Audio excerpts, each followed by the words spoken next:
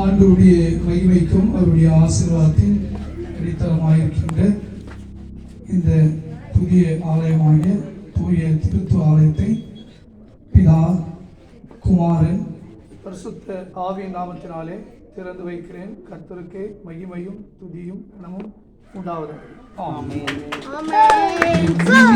காரியம் யாவும் முடிக்க காரியம் யாவும் முடிக்க மனிதவே நிலம் வாழ்ந்து சுகிக்க மனிதவே நிலம் வாழ்ந்து சுகிக்க இயேசுவையே துதி செய் நீ மனமே இயேசுவையே துதி செய் இயேசுவையே துதி செய் நீ மனமே இயேசுவையே துதி செய்.